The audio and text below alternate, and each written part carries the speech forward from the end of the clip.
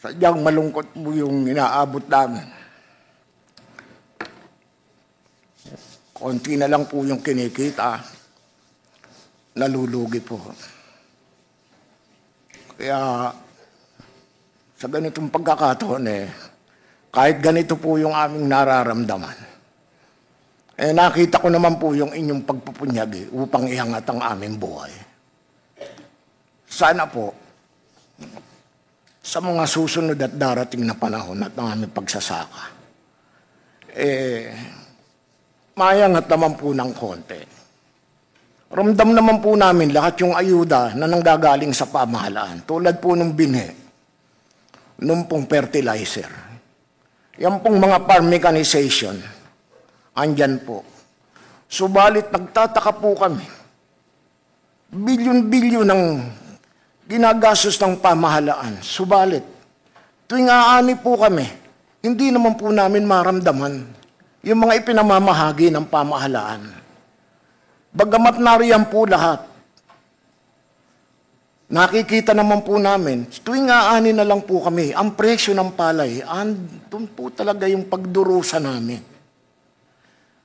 Kaya po yung konting naiipon namin, nawawala pa po dahil nadudukot po namin, imbis na madagdagan siya, nadudukot po talaga. Paano po yung pag-aaral ng aming mga anak? Bagamat kumakain po kami ng 3 beses sa isang araw, hindi naman po sapat yung aming kinikita. Sana po, sa pamamagitan ng hearing po na ito, mawakasan po sana ang aming paghihirap. Tulad na lang po yung mga kalsada sa aming bukirin, hindi po madaan ng kalabaw man na babalaho pa. Samantalang ginugugol pala natin bilyon-bilyon sa mga infrastruktura na wawala naman.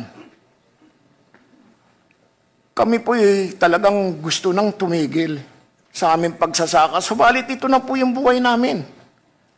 Pag tumigil po kami, paano po? Wala naman kaming pupuntahang iba, kundi itong magbungkal lang ng lupa. Wala po talaga kaming kaalam, kundi itong pagtatanim ng palay o paggawa ng ating mga pagkain. Sana po, sa ganitong pagkakataon, tulad po yung RA 11203 po na yan po ang sadyang nagpahirap sa amin. Mulat sa pool po yan, talagang dinamdam po namin yan. Halos marami na pong mga kasamahan naming mga anak hindi na po nakapag-aral. Siya na po ang tumutulong sa magulang upang magsaka. Subalit, andun pa rin ang paghihirap. Kaya umaalis din po yung bata na amin pong sanang katuwang sa pagsasaka. Wala na rin po, umaalis na rin. Dahil nga sa sobrang hirap namin, sobrang hirap ng mga magulang. Kaya sana po, yung tulad nabanggit po kanina ni Speaker, na magbibigay na naman po ng ayuda na halagang 7,000. Nangyayari po para kaming pulubi. Yung ayuda hindi naman po talagang sapat para kami umahon. Ang mahalaga po sa amin talaga yung presyo lang ng palay, yung amin pong produkto. Mabigyan lang po sana ng halaga. Yung hirap namin, isipin lang po natin yung 8 hanggang 10 piso kada kilo.